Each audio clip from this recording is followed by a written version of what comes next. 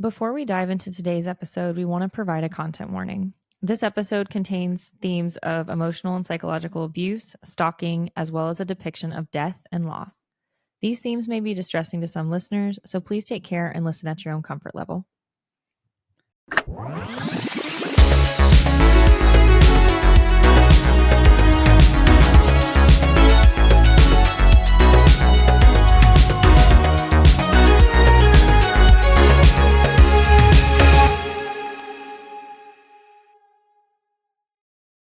Hello. Hello. Welcome to Once More, a Thank rewatch you. podcast, where two best pals get together to review, re-examine, and rewatch our favorite shows and series. I'm Ryan something. And I'm distressed.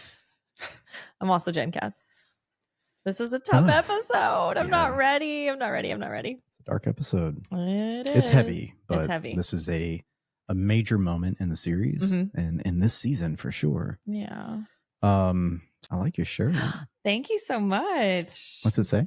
It is Demons, Darkness, and Dangerous Women. Yeah. It's an amazing shirt that Buffy the Vampire Slayer. you got for me. I did. From Lot 50. Lot 59 in New Braunfels, Texas. Yeah. Shout out, Stephanie. Shout out. I love this shirt. They have great stuff in that store. They really do. If you're in the New Braunfels area, check them out. I figured this would be a perfect time to wear this shirt because this is a game-changing episode of Buffy. And I'm just sad I'm not ready. Well, I love that you love the shirt. Thank you very much. Thank you. Okay, Jenny, I think we ought to just dive right in. There's a lot to cover in this episode, and we should get down to it. I think we should. Okay. Today, we'll be discussing the 17th episode of the second season of Buffy the Vampire Slayer, Passion. This episode was written by Ty King and directed by Michael Gershman, who served as the show's cinematographer. It originally aired on the WB in the United States on February 24th, 1998. Right after Valentine's Day. That's right, man. What an episode. What a Valentine's Day gift to the viewers. Oof, yeah. Yeah, so I didn't know that Michael Gershman was the cinematographer, and this episode has beautiful shots. The direction in this episode is stunning. Yeah, well done. Really good. So according to Google, the synopsis for this episode is Buffy attempts to protect herself and her close ones from Angelus and his murderous intent as Jenny Calendar continues to search for a spell to restore his soul. Okay. All right. Ryan. Yes. There is not a Giles in every generation this episode, but we do have something else. What we do have is some voiceover this episode. We do. Yeah. So this episode is very dark. Mm-hmm. And in a way, I believe that the director's sense was to make it a bit of a noir. For sure. Where you have the characters narrating what's going on. Most of this episode takes place from a perspective of what's going on with Angel and how he's treating everyone in Buffy's life and in his life, right? Yeah. Or his world. So we open at the Bronze. We sure do. It's a cold open, and the camera extends out from the catwalk, looking straight down onto the people below, and they're dancing very slow, very sensual rhythms to the song "Never an Easy Way." It's a great song, performed by Morchiba. And you immediately noticed Xander and Buffy dancing. And you know, they're doing like the sway. He's got what looks to be a silk pajama top on. He's got one of his stupid shirts on. But they're setting a great juxtaposition because we got Xander and Buffy dancing like friends. We got Cordelia and Willow sitting at the table chit-chatting. Buffy looks great in that little leopard print thing. Stunning. And lurking in the shadows is Angel, who's watching them. Should we call him for the purpose of so I think while he is, and this person is not the Angel we know, right? So I guess to distinguish, we'll do Angel and then Angelus. So lurking in the shadows is Angelus. Sure is. And as the music's playing and lyrics are very sensual, we hear a voiceover from Angelus. Passion. It lies in all of us. Sleeping, waiting, and though unwanted, unbidden, it stirs, opens its jaws and howls. It speaks to us. It guides us. Passion rules us all. And we obey.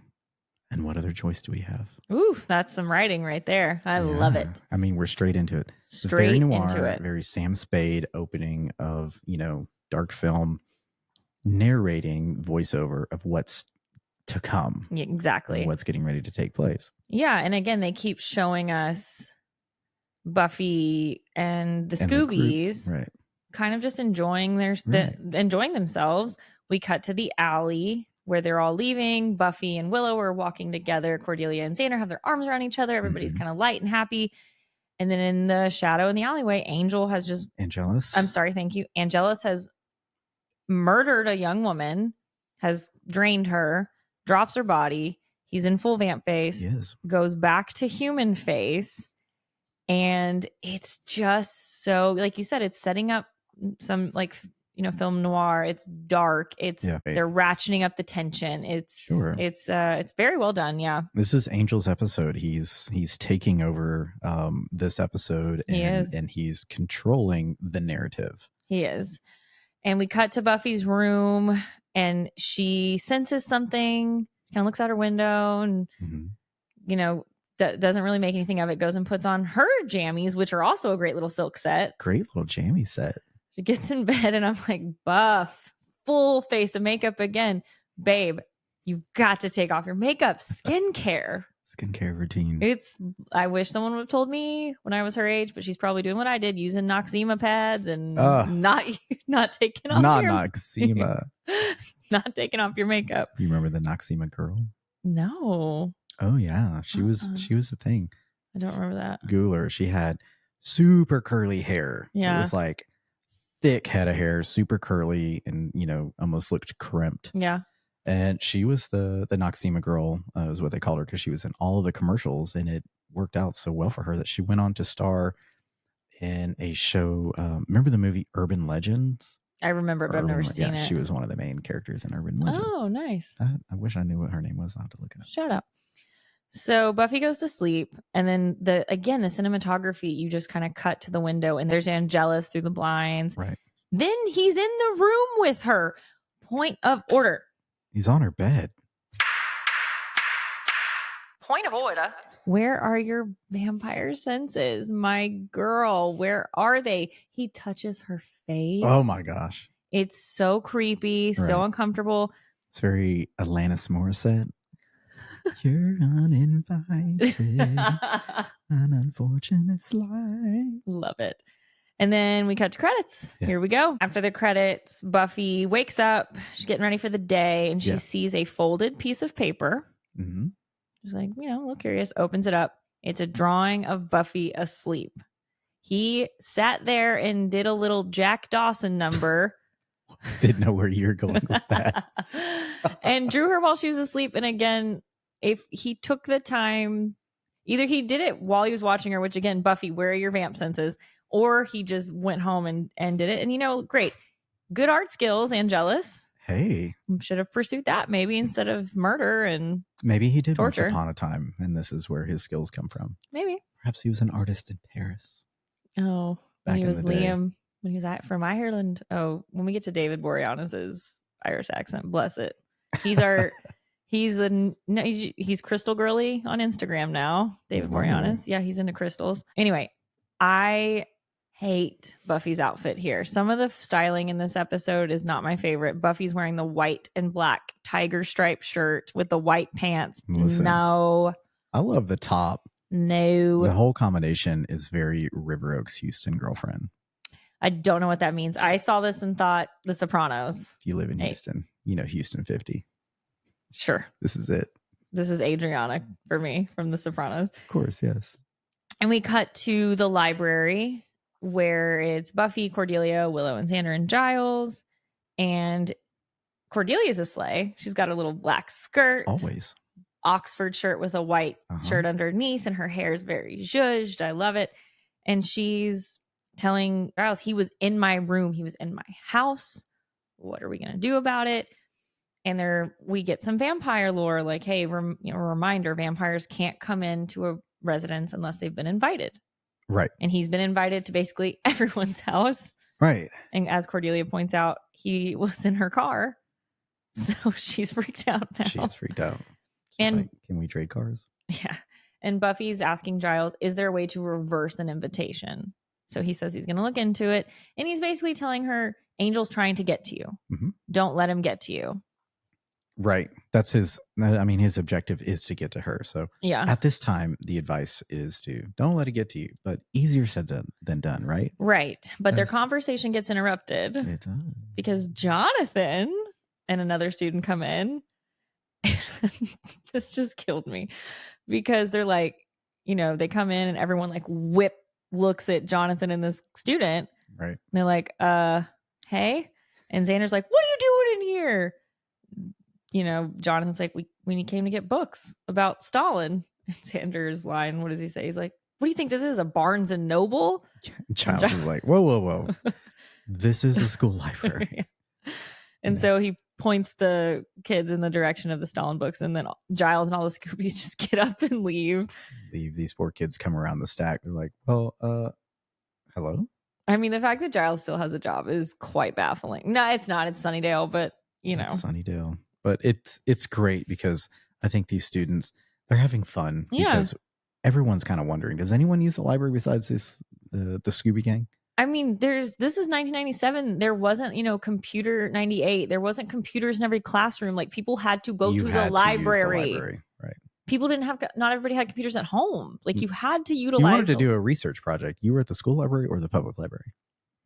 Unless your family had Encyclopedia Britannicas, which we had multiple collections of. Shocked. I know, right? So we go to the hallway and Cordelia makes a solid point like she often does.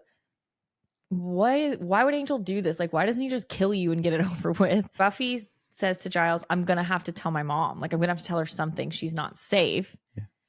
And Giles is like, well, yeah, you're going to have to tell her something, but not the truth. Like, he says, you absolutely cannot tell her who you are. He says, you're the slayer. You can't be a slave to your passions. And I'm like, buddy, this is not the best advice. It's not, because at this point, it's not Buffy saying, I just need to tell my mom so I can tell her so she can be let in on the secret, which is also valid. But Joyce is in actual danger. She is. I think that's the point that Giles hadn't really thought about. If Angelus is capable, and he knows this, his MO is to hurt the people around the person that he's hurting. Exactly. He takes pleasure. He revels in it. Exactly. And, Joyce is in danger. And I think that's what Buffy's trying to convey to him, but Giles is missing the whole fucking point here. Well, because Buffy, points out, when Angel told me about Drusilla, he said he killed her entire family first. So Buffy's also aware. And Giles is like, I'll work on the reversal. But to ask a 16, 17-year-old girl to lie to her parent to get her to get out of the house, you might need to let her in at this point. Yeah, come on, buddy. Loop her in. Not your finest moment. No.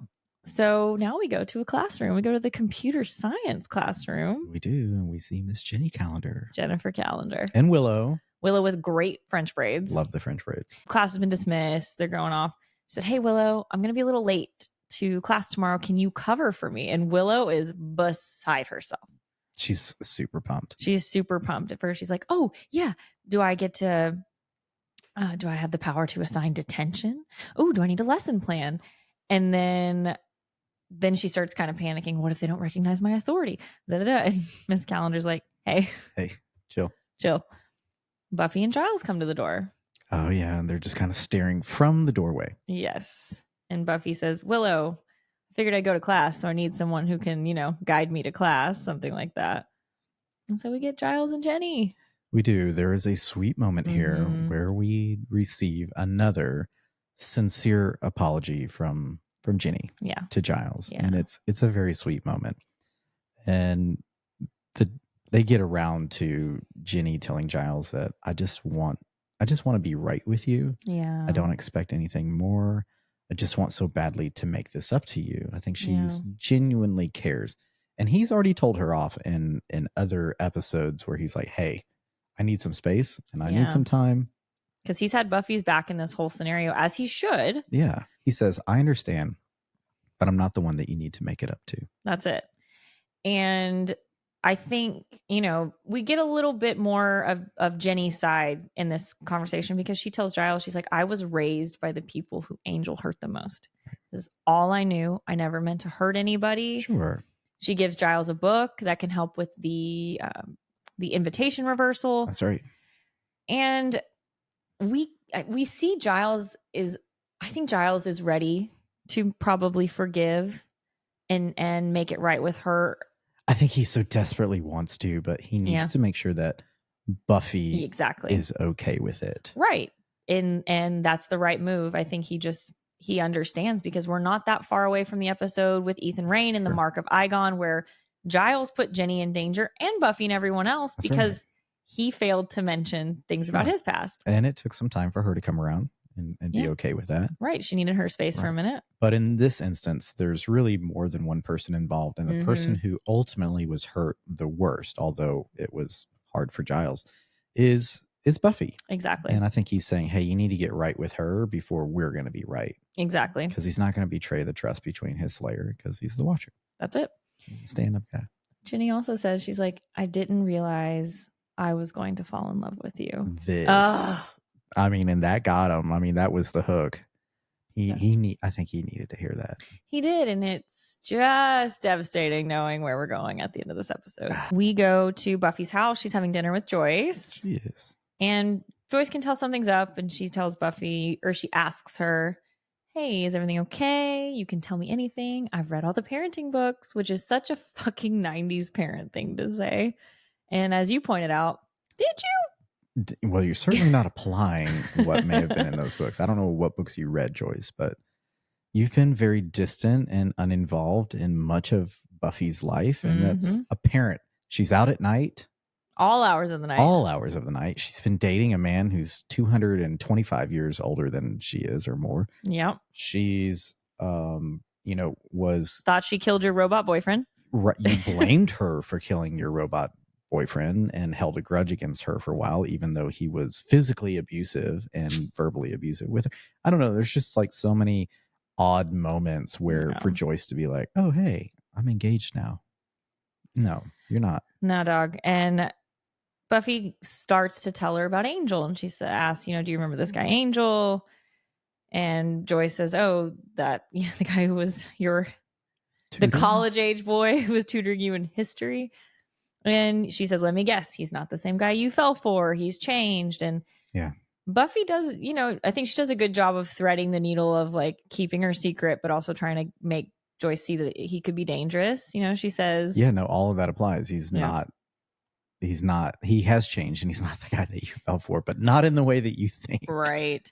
Yeah. She says that he's been following her. He's been leaving her notes. Yeah. And if he comes by to the house, she'll talk to him, but do not invite him in. Right. And then we cut to Willow. She's in her jammies, talking to Buffy on the phone, feeding her fish. And she's telling Buffy that she agrees with Giles. Don't let him get to you. Don't let him get to you. Yeah. Angel's only doing this to try to get you to do something stupid. Yeah. I swear men can be jerks sometimes, dead or alive. I love Willow when she gives the what did she say a couple episodes ago with Cordelia? Who do they think they are? Couple of guys. Oh, yeah. I mean, she likes to lay into them. I love it. And she's feeding her fish. She turns around. She's still on the phone. She sees the same kind of paper envelope on her bed that Buffy had on hers. She opens it and she pulls out like a string and it's all her fish dead tied to it. She drops the phone. Okay. Here we go, folks. So we have a pretty good idea, the audience, that these letters are coming from Angelus. Yeah.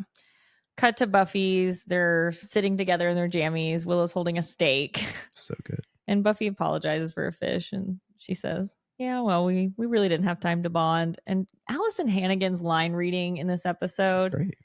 No notes. Top notch. No notes. Yeah. Always. And she makes them mention, I'm really glad my parents didn't let her get a puppy, which is a great segue into the next scene. Yes, where we have Drusilla holding a puppy. Yep. And presenting it to your man. My guy. Spike. Oh, Spike. Still wheelchair bound. And he still has burns on his face. Okay. Which I feel like they kind of explain why in this scene, because Drusilla's trying to get Spike to eat the puppy. She's like, you have to eat something. So maybe that's why he's not healing as fast, Mhm. because he's not eating. Right. We'll find out. And of course, she names the puppy Sunshine. I love it. She comes in. She's like, this is Sunshine. Her owner died without a fight. So great. And she's got the dog, and she's like in Spike's face, and she's like, you got to eat. Doing the airplane thing.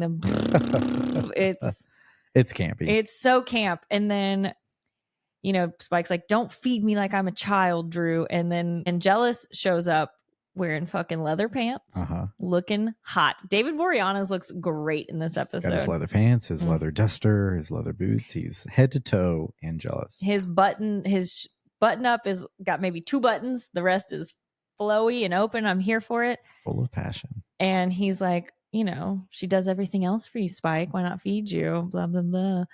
And I love this scene. His goat. Because Drusilla's like, where were you? It's almost sunrise. We were worried. And Spike says, no, we weren't. And Drusilla's like, oh, Spike's just a little testy tonight. He doesn't get out much. And Angelus says, well, maybe next time I'll bring you with me, Spike. Might be handy to have you around if I need a really good parking space. Wow. And Spike is about to come unglued. And he says, have you forgotten that you're, a guest in my home? And Angelus says, and as a guest, if there's anything I can do for you, any responsibility I can assume while you're spinning your wheels, looks over at Drusilla when he says this, anything I'm not already doing, that is. And Spike shoves him. And Drusilla is like, kind of laughing, enjoying it. And then she just kind of starts to, holds her stomach, and she's like, oh, the air is talking to me. Oh no, she's having a moment. Her premonitions. Yeah, she says an old enemy is seeking help to destroy our happy home. Could she be referring to Ginny? We don't know. Yeah. I mean, we will find out. Yeah. But I have to say, okay, I love Spike. I love James Marsters as Spike. We're still a little wonky with the accent, because how does he say Angelus? He's like Angelus. Yeah. Which I always like to make a good VPR, Vanderpump Rules connection. The British guy on that show, when he talks about LA, he's like, yeah, we're out in Los Angeles. That's how he sounds. Nice. Guys, hire me for your accent work. I know I am top notch. Yes. Well, hey, your Drusilla accent is my favorite. Really? Yes, it is. Did the stars tell you that? Okay. So we go to the magic shop, which we had. We've added it to the geolocation. So according to Buffy Wikipedia, the fan Wikipedia, this magic shop is called Dragon's Cove.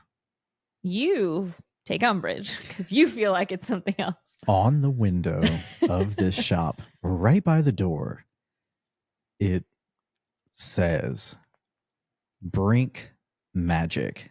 And I believe that it above Brink, it probably says on the Brink Magic. Who could say? So I'm saying it's on the Brink Magic Shop, but maybe it's the Dragon's Cove. Dragon's Cove just is a weird magic shop name to me. Dragon's Lair, maybe? Lair would work. Dragon's Den. Right. Dragon's Stone. Dun, dun, dun, dun, dun, dun, dun, Wiener wiener. So Jennifer Calendar is slaying it with this outfit. She's slaying it this entire episode. The sheer top, the cami underneath, no brassiere, which I love that. The hair up. It's like a half up kind of the thing. Half up hair the thing. Long skirt. She's got the little things hanging down. Yeah, she looks great. The wispies. And she comes in, and this guy's kind of giving her the whole spiel. He's got a vaguely Eastern European accent. He's like, welcome to the magic shop. Do you need love potion? Do you need a voodoo doll? And this is it. And she asks for an orb of Thessala. He's like, oh, you're in the trade. It drops his accent. He sounds like he's a guy from Brooklyn. And so good. He asked her, he's like, are you Yana of the Calderage? I don't think he says Calderage, but he's like, are you Yana?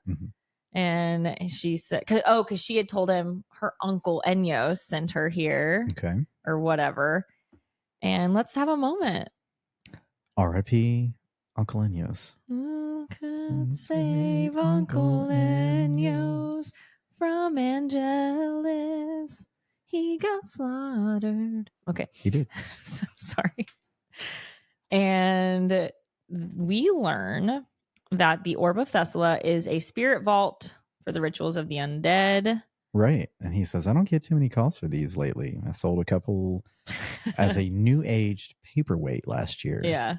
But he just loves those new agers.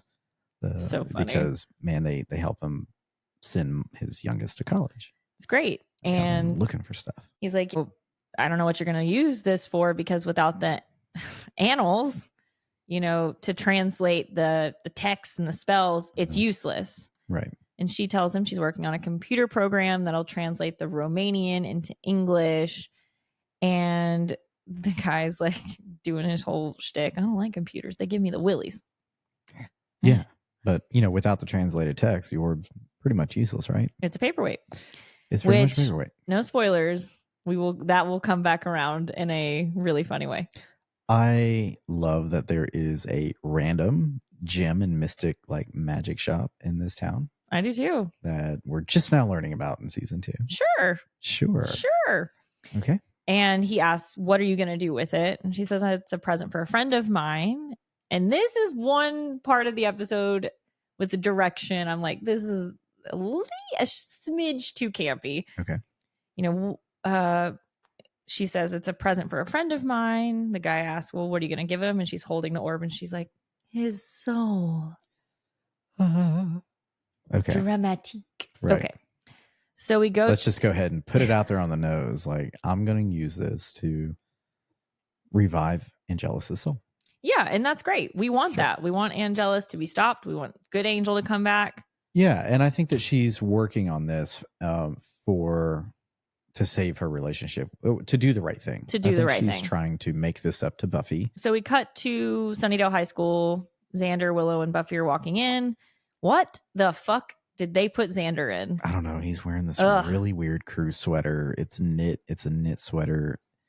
It's like a cardboard color brown with a giant red square that takes up the entire abdomen and torso area. I don't understand it. I don't either. He's wearing plaid pants that look like wrapping paper. It was a decision here. It was a choice. It was a choice. And he asked Buffy and Willow what they did last night. And they said, oh, we had a slumber party with the weapons variety. And this motherfucker says, please tell me someone had a camera and documented it. Whoops. I'm sick. I need help. He does.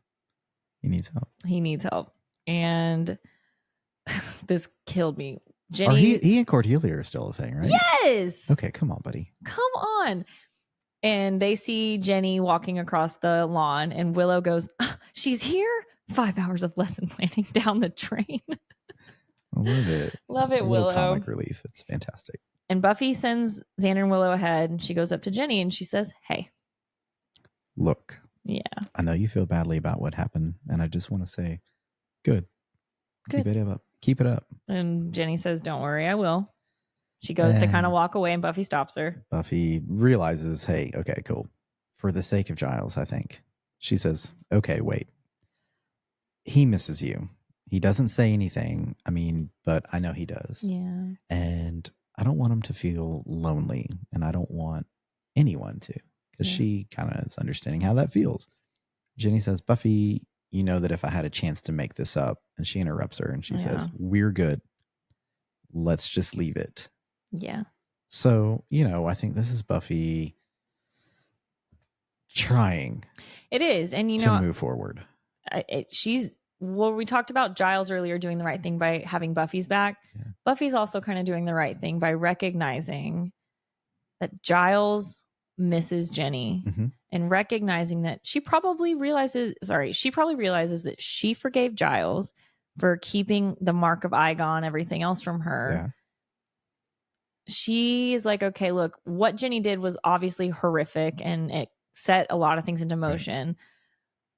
But she's putting that aside, her own frustration and anger aside, for someone she loves, which is Giles.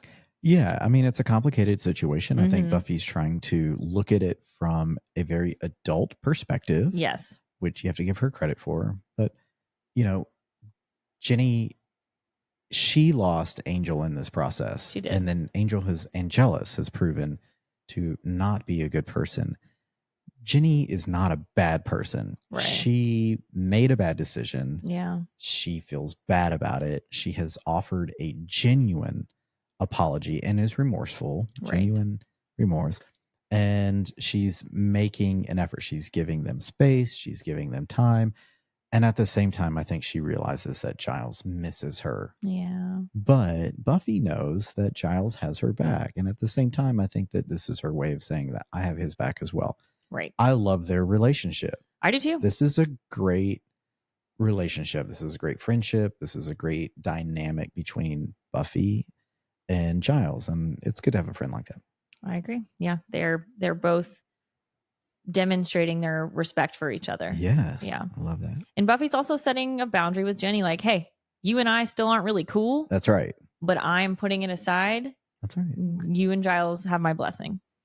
So we go to the cafeteria and Giles informs everybody he's figured out the spell to revoke an invitation for a vampire. We just get some comic relief from Cordelia where she said, oh, thank goodness. I had to convince my grandma to switch cars with me last night.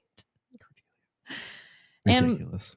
And a sleigh. She's wearing a halter, like a knit red halter top with a little cardigan over it. Her hair is in a messy twist. Love it. Charisma Carpenter, goddess. I bow down. She's got it always. She's got it. She's got it. Cordelia's a sleigh, and Giles is explaining what they need to do. They have an incantation, some herbs. They have to nail some crosses up. Cut to Willow's house. She's nailing a cross onto her wall and like covering it up with the curtains. And she says, I'm going to have a hard time explaining this to my dad. Buffy's like, oh, you really think he's going to be upset? She said, Ira Rosenberg's only daughter nailing crucifixes to her wall. I have to go to Xander's every year just to watch a Charlie Brown Christmas. So funny. And I like it. A nice reminder that Willow is Jewish. That's right. She says, but it's worth it to see the Snoopy dance. Yeah, which again, that'll come back in a later season too. Yeah. Okay. So Cordelia's in the room and she's kind of going on about everything. And Buffy's like, hey, we've already done your car and everything. Like, you can hit the bricks. See ya. And she notices that there's another envelope on Willow's bed. Willow opens it and she says, no, I think this is for you. Hands it to Buffy, and it's a drawing of Joyce asleep. That's Stakes concerning. are raised. Yes, yeah. for all of them. Well, stakes should be raised. Buffy should have raised those stakes a few episodes ago when they're fighting in the mall, but whatever. So we cut to Buffy's house. Right. Joyce is pulling up in the driveway in her Jeep. Oh, she looks great. She's got groceries. She does. She's a single mom who works at a gallery buying groceries. To the grocery store. And her daughter's ex-boyfriend is stalking her, which, let's point out, we had a content warning at the top of the episode. This is where we're really going to get into the conversation about stalking, psychological abuse, emotional abuse. So if you need to, skip ahead. We'll catch you in a little bit. As Joyce is arriving on the scene at her house, we see that someone is standing on the front lawn. Mm-hmm. We can see Angelus's leather boots and his duster, and the camera pans up, and as Joyce turns the car off, he approaches her car door and her window. And he's speaking kind of more like Angel. He's like, Joyce, I need to talk to you. It's about Buffy. And she's like, I know all about you. You know, and I'm telling you to leave her alone. She's trying to get in the house. And he's like, you don't understand. I'll die without Buffy. She'll die without me. She drops her groceries and she's like, I'm calling the police.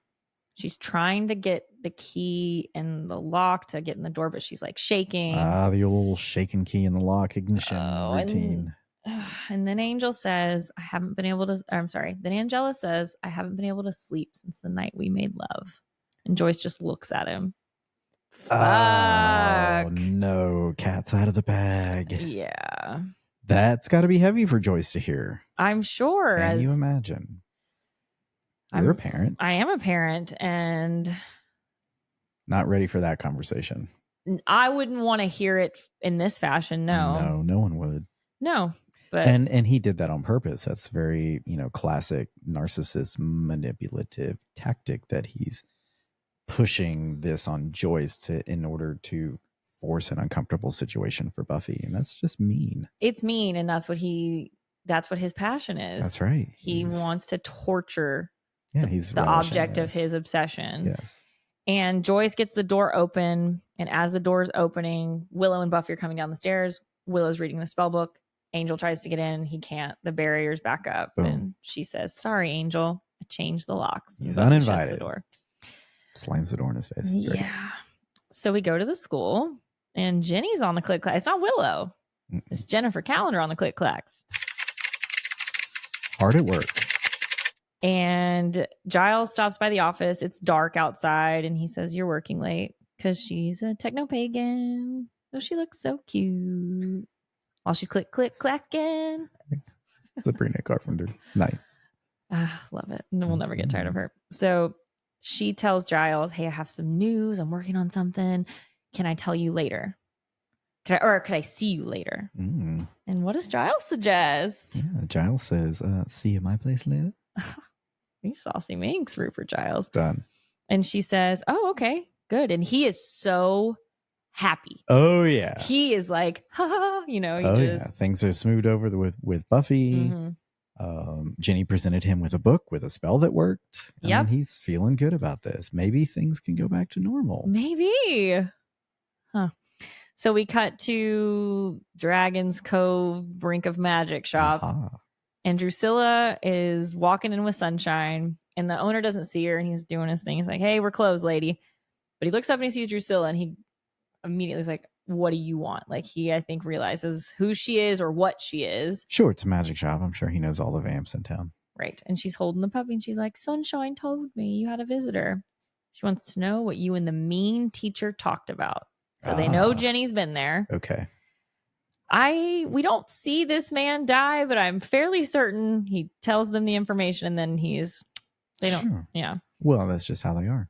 And we cut back to school, and Jenny's like finishing it up, and she's like, "Oh, this will work." Pulls out a floppy disk. Love it. Yellow floppy disk. 1998. Ugh, what a time. There's something so satisfying about a floppy disk. I didn't. God damn it. You don't like the hard ones?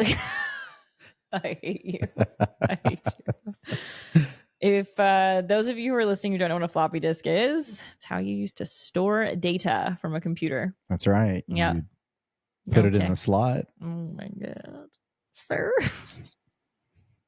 Welcome to Unhinged. Pull it back out.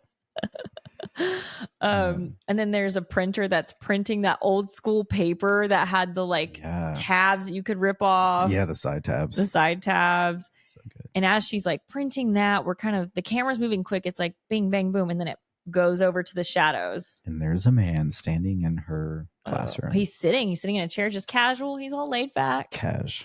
Angelus is in there, and she jumps like, which we all kind of did because it was scary. And she asks, "How did you get in here?" Yeah. She can't be feeling good about this situation because of her family's history with this terrible vampire. What he's done to her family. Yeah. Just recently, he killed her uncle. That's it. It's not even just about the girl from, forever ago. Not forever ago, but the girl that Angel killed, which resulted in him getting cursed with the soul. He literally just killed her uncle. Right. And she knows that he's been on a tear lately. Yeah. And so she asks, "How did you get in here?" And he says, "I was invited." The sign in front of the school, which is in Latin, and it translates to "Enter all ye who seek knowledge." And so I think that's their way of explaining how vampires can get into a school. Hey, the vamps have been in this school a lot over the past season and a half. I remember St. Vigius Day, Spike and the whole fucking crew were in there. Oh, sure, yeah. So in the communities around Buffy particularly, it's basically, I don't know if it's canon, but it's kind of just established and assumed that vampires do not need an invitation to public spaces. Okay. But a person's residence, they do. Okay. So fair enough. you know, she's scared and she's trying to like get through to him. She's like, Angel, I have good news. Angel said, oh, I heard you went shopping at your local boogity boogity store, Nice. which was a great delivery. And he grabs the orb of Thessala. He does. He does. And he's like, huh, it's supposed to summon a person's soul and store it until it can be transferred. Oops. Thing about these things, though, Yeah. they're easily breakable. And he drops it and it shatters. He drops it. And he also picks up the computer that she'd been working on and throws it to the ground where it catches on fire, which is not how that works. Like if you throw a computer to the ground, is it going to catch on fire? I mean, maybe the old computers. I don't know. So he throws down the computer that she just did the spell, but we saw that she got the floppy disk out. She's got that floppy disk. God damn it. And he looks at the paper that print out and it says like the ritual of restoration. And he's like, oh, so you're going to restore my soul. He starts to rip it in half. And she's like, wait, no. It's getting more and more scary. Sure. Yeah. He's got no interest in having his soul revived. And, nope. You know, he's a dangerous individual. He's very dangerous. And he says, you know, no thanks. Been there, done that. And he says, isn't this my lucky day? The computer. He has the paper and he like throws it in the flames. He's like, looks like I get to kill 2 birds with 1 stone. And teacher makes 3. Oh, no. Yeah. So he has vamped out at this point. She tries to run. He jumps up and grabs her, throws her into the door. The door opens. She takes off running and he chases her, which is a very well shot scene. Like when they're running and you can kind of see them through the windows. She gets ahead of him, you know, slows him down. But I think she pushes like the janitor's cart into him. Yeah, there's like a mop cart. Yeah. She runs upstairs to the front window. She makes it to the landing of the stairs, and by the time she's getting ready to turn the other set of stairs, Angelus is already there. He's already there. He's already confronted her, and he basically says, this is where you get off. And snaps her neck. And we lose Jenny Calendar. That's it. That's all. That's a huge character. Yeah. That they've developed in the show. That's it. I mean, we lost Jesse in episode 1 and 2 with the Hellmouth and the Harvest, but we didn't know him. We knew him for 2 seconds. Xander knew him pretty well. He did. Yeah. And others. Jenny, though, we've known since season 1. She's had a romance with Giles. She's been established in the Scoobies. And this is the first major loss that they have experienced. And this is a big ally. Yeah, and it was caused by somebody who used to be a part of their group, who Buffy was in love with. Yeah. This is when the stakes are, I keep making the pun. Hey. The stakes have been raised. The game has been absolutely changed, even more so than when Buffy died in season 1. Yeah. This is where Buffy, the show, becomes Buffy. And it's really, really sad. Yeah. I miss Jenny. I mean, I'm devastated for Giles. He doesn't even know about it yet. But I love their dynamic. I love their chemistry and their whole relationship. This was a character who I liked. Yeah. I thought that the actress was great. I thought the character was great. It was nice to have this Romani techno-pagan character that was added to the mix of things. Yeah. But someone who could help Giles in a way, and also just be a little saucy because, let's face it, Giles needs a little love in his life. Well, he does. And now she's gone. Now she's gone. And one thing that always gets me about this is the fact that he doesn't bite and drain her. It's almost like she's not even worth that. He's so obsessed with what he's going to do later to Giles and so calculated. You know what I mean? Like, right. Yeah. He's more in control of himself. He has a body that he could drain. He has a plan for the body. Yeah. And we cut to Buffy's. Giles knocks on the door. Willow answers and she's like, hey, here's the book. You can go do your apartment now. And he's like, is Buffy around? And Willow says, yeah, she's talking to Joyce. Turns out Angel told her about, oh, wait, do you know? Did you know? Do you know? He says, yes, I know. She said, oh, okay, because I didn't know if you knew on account of being a librarian. So great. So funny, yeah. Yes, Willow, he knows about these sorts of things. In fact, he's on his way to commit such exciting things.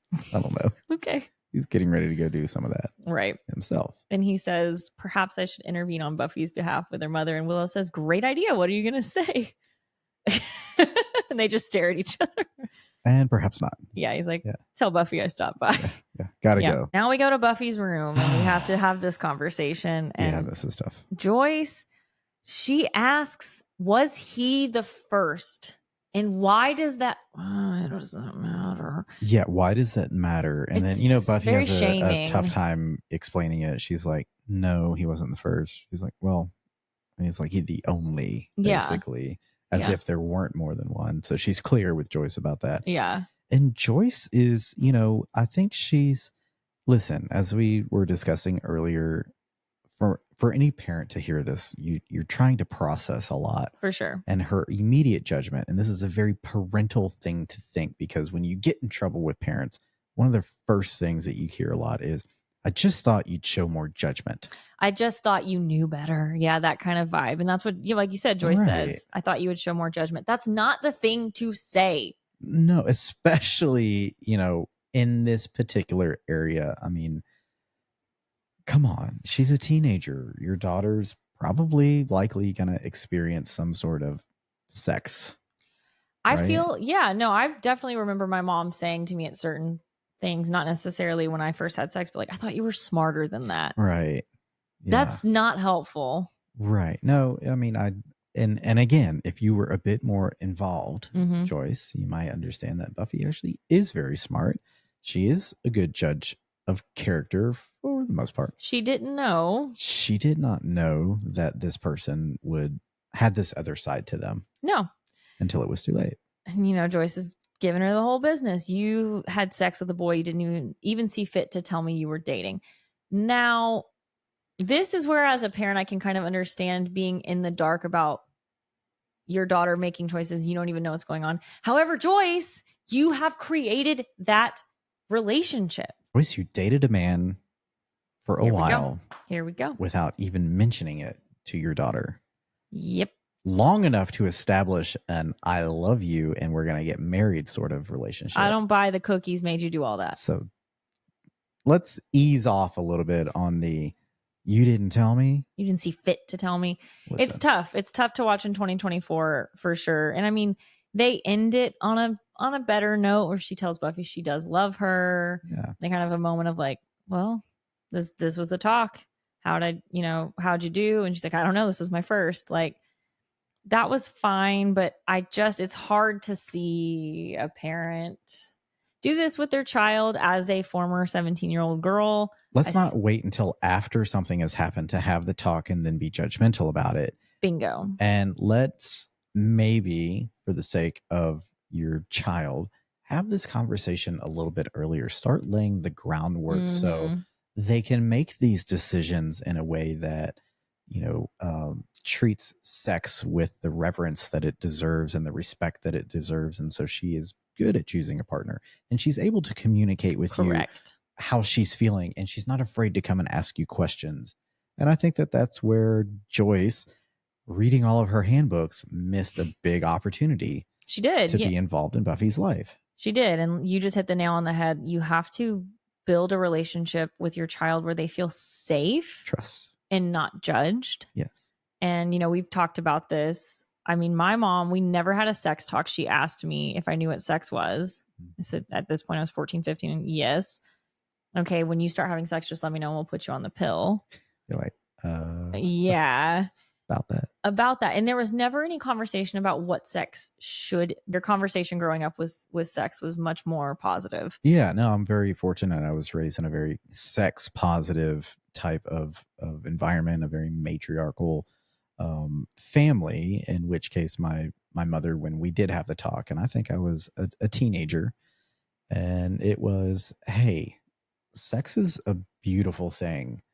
And it's something that can be very fun, and it's something that it can enrich your life and your relationships with other people. But, you need to have respect for yourself. You need to have respect for the person that you choose to have sex with in order to be respectful of the act of sex itself. And she actually presented me with The Joy of Sex. That's amazing. Book, because she's like, hey, and when you do have sex, I want that to be enjoyable for you and the person that you choose. And the most important thing is to be mindful of who you're choosing to have sex with, because it can have long-term implications, not just for you, but as a male choosing to have sex with or agreeing to have sex, consensually with someone else, that could impact the young woman's life considerably as well, right? So it's being mindful, it's being considerate, it's being respectful of the entire picture, but also have fun and enjoy it and, be good at it. So yeah, I give my mom a lot of props for having a very adult conversation with me as a teenager. And, as a kid that needed that, because the sex talk I got from my father was none of that. It was very typical, masculine, toxic, objectifying women, and, sex is fun and go have lots of it. And here's some nudie magazines, and not a nudie magazine. Knock yourself out. Oh yeah. It was a drive to the corner store, and the talk was in the car in the front seat as he came out and tossed me a couple of magazines. And so it's like, you don't know what people are going to get, right? What sort of engagement they're having with their parents. But I think that those conversations should start as early as possible. And it doesn't necessarily have to be about sex, but talking about our bodies and being positive and being open, and again, building that trust and allowing that space for dialogue, I think can have a huge impact on the outcomes later on in someone's life. Fully agree. And that's what I'm trying to do with my kids. As you all know, I've got a 6-year-old girl and a 4-year-old girl. And I want them to not only trust me, but also trust themselves and be confident in themselves, in their choices. Content reminder, this is where we get into depictions of death and grief and loss. So you might want to skip ahead. Just a fair warning. Here we go. So we approach Giles' apartment, and there is a red rose on the door. There is a beautiful duet from the opera La Boheme that is playing in the background, that's kind of setting the scene of this Puccini's Boheme. There is, Giles is getting a little excited, and as he walks into his foyer, there's a bottle of champagne and 2 long stem champagne glasses that are sitting on his desk with an ice bucket. Yeah. And on top of the ice bucket is a folded piece of paper. And he opens it, sets his keys down, and he picks up the rose, and he takes the note, and he unfolds the note, and the note just has one word: upstairs. And he looks so happy. He smiles. He takes off his glasses. He zhuzhes his hair. Runs his fingers through his hair. He's called for Jenny at this point. He starts to go upstairs. There's candles. There's like little votive candles on each step with roses. He's got the bottle of champagne. He's got the glasses in his hands. And as he reaches the top of the staircase, he sees Jenny, and she's lying in his bed. And, he's got a smile on his face because he's approached this scene of her, and she's laid out in a way that's inviting on his bed. But he quickly realizes that she isn't moving. And her eyes are unnaturally staring at him. Right. He loses his smile, and as the crescendo of this beautiful piece of music by Puccini's opera about these 2 star-crossed lovers who Mimi, the character in the opera, ends up dying. So, this is a moment where both of these things come together. It's chef's kiss to the director for putting all of this together in this sort of way. He drops the champagne, and his entire world has just collapsed upon him.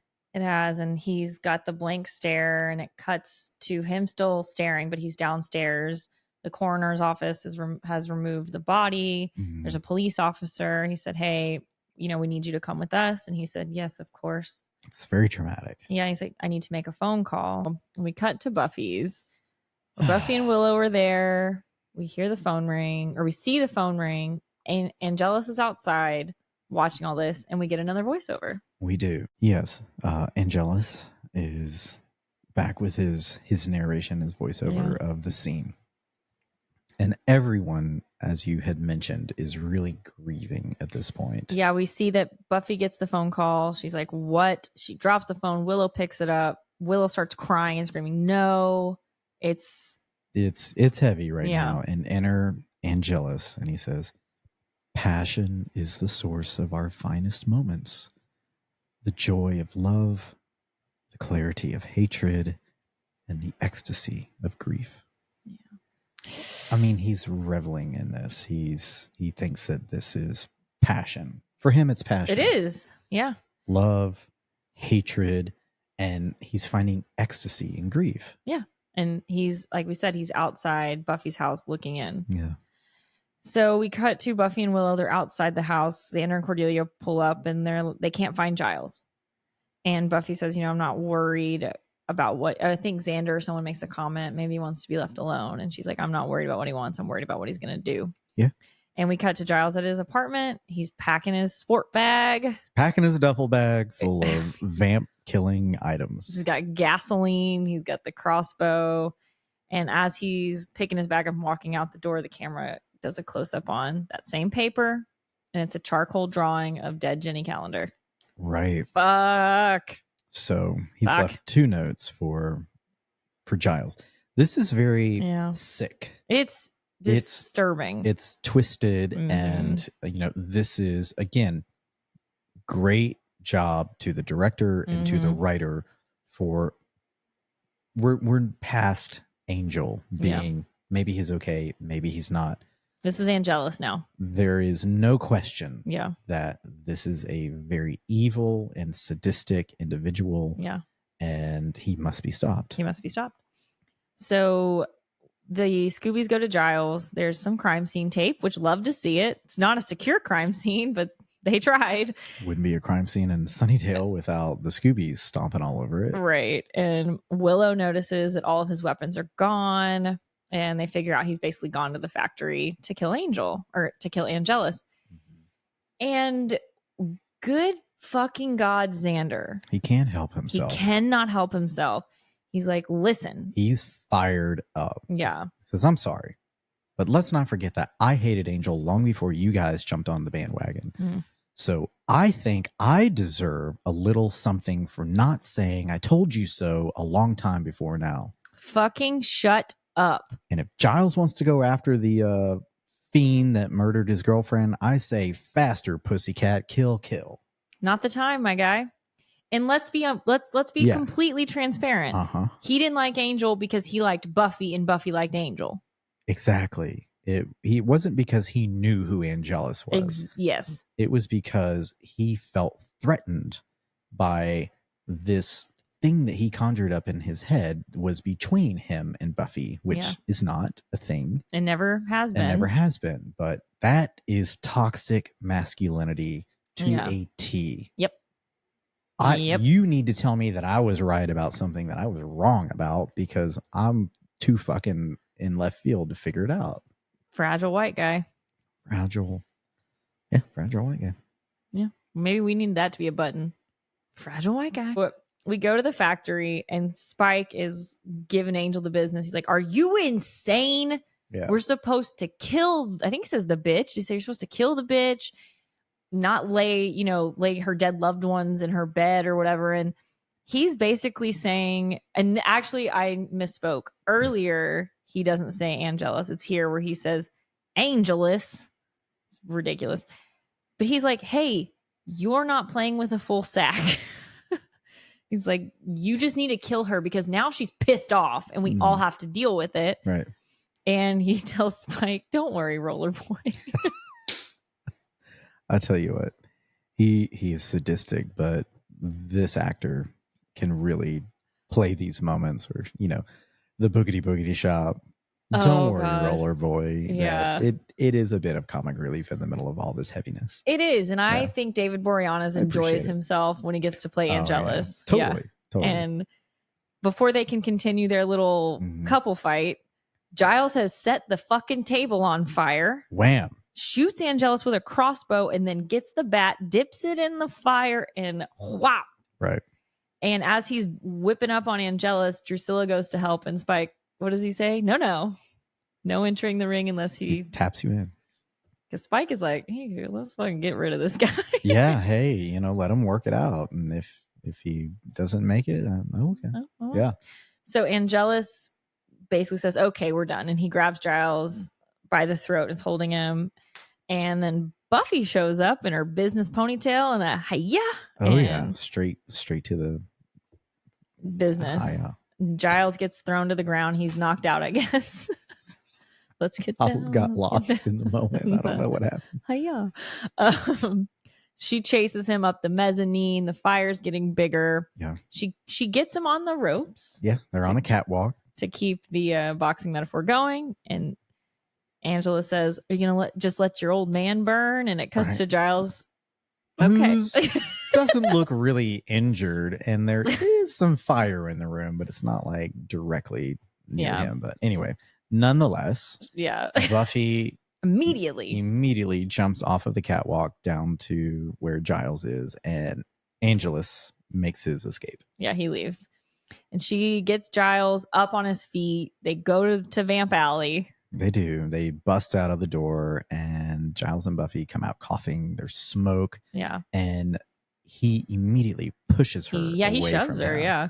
And he says, "Why did you come here? This wasn't your fight." And Buffy punches him. Man, she slugs him. Yeah. And I'm not an advocate for physical violence, but in this moment, she needed to knock some sense into him. Yes. And she does. And she says, "Are you trying to get yourself killed?" Yep.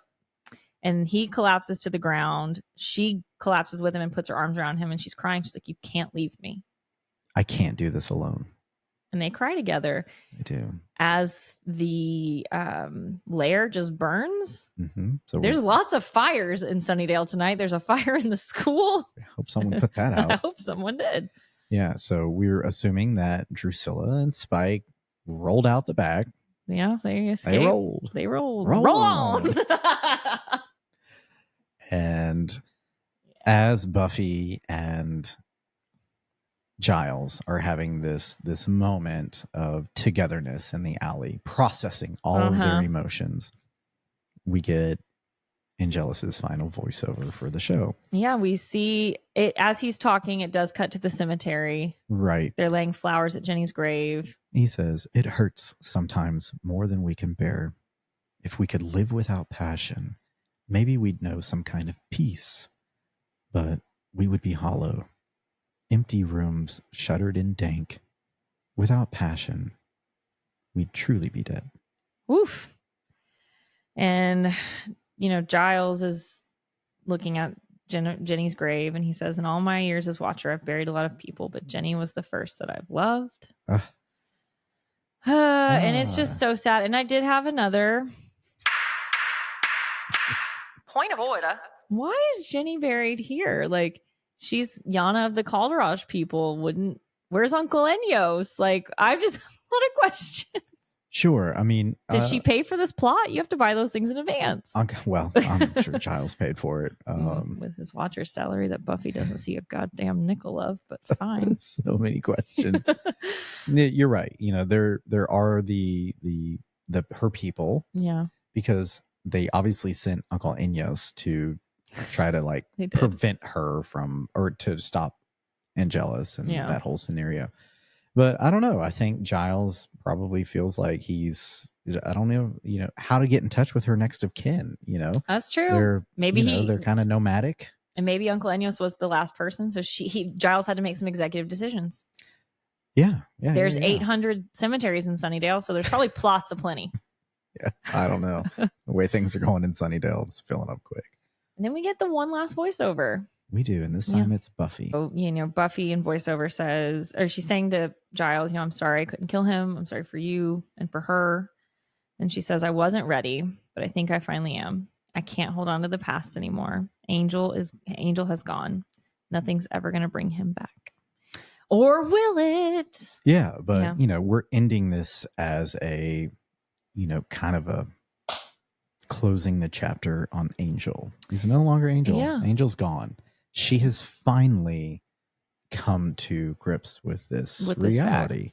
Yeah, and it's just equally tragic, or sorry, it's even more tragic because if only Jenny would have gotten to say, hey, I'm working on this as an option. And I understand why she didn't, because she even says, I don't want to get anyone's hopes up. Sure. So they have no idea. It's tragic. It's tragic. It is a And tragedy. we go to the next scene with Willow in the class, and she said, sorry, we go to the next scene. It's Jenny's computer science class, and Willow's in front of everyone. And she says, hey, I'm going to be filling in for Miss Calendar until the new teacher starts, and I'm just going to follow her lesson plan. She goes to the desk. Everybody's pretty sad. And she moves some stuff around, and that yellow floppy disk that Jenny pulled out the night that she was killed falls in between the desks.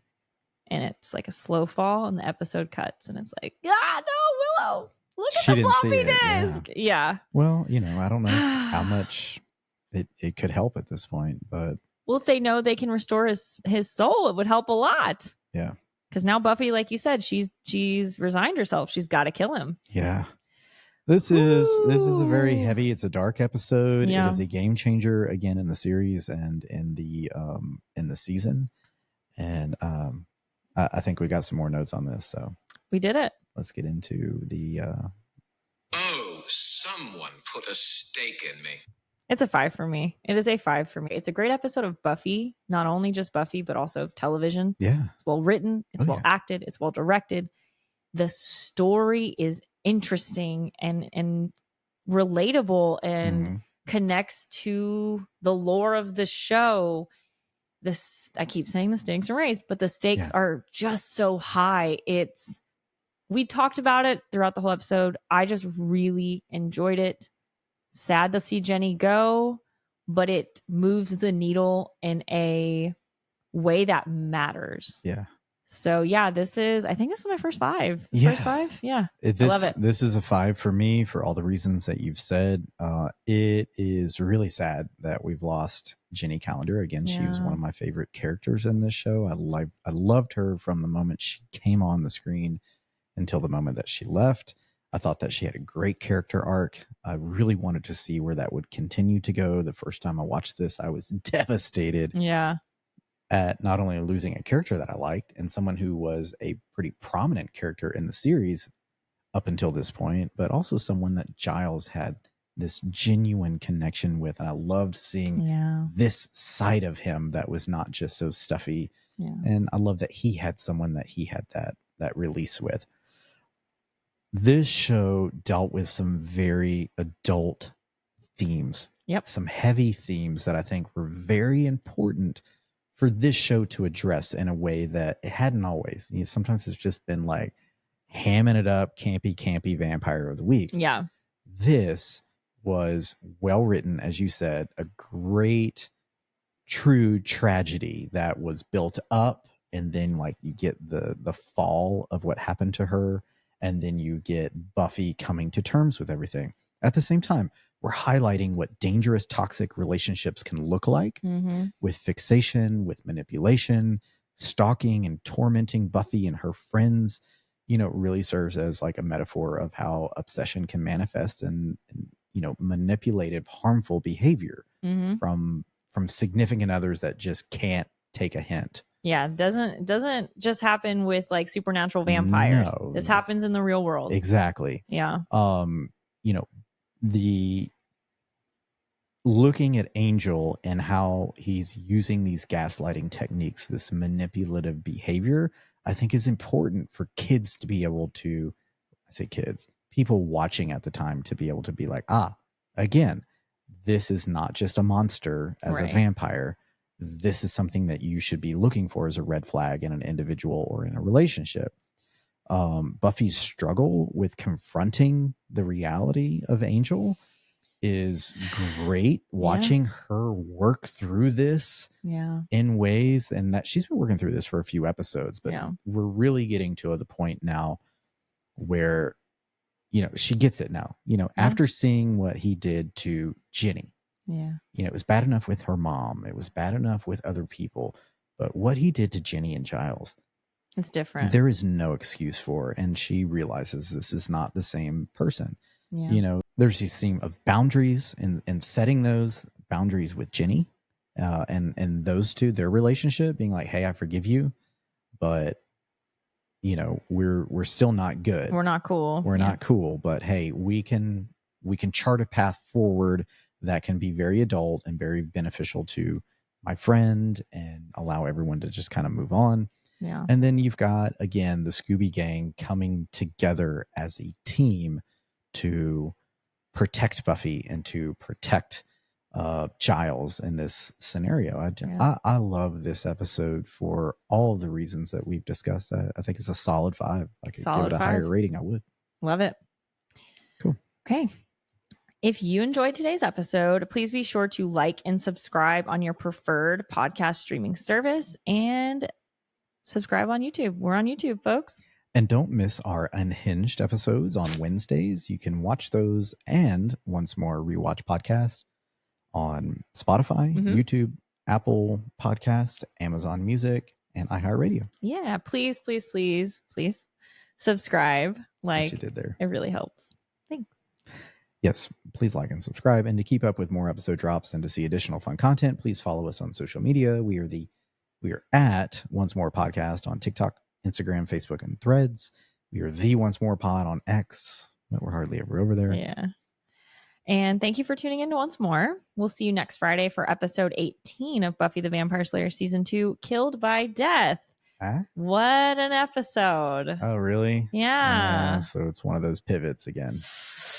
Yeah. We'll get to it. Yeah. Well, I think there was a lot of time, energy, and effort spent on this one. So maybe we all need a little break. Yeah. It's an interesting episode. Well, I'm Ryan something. I'm Jen Katz.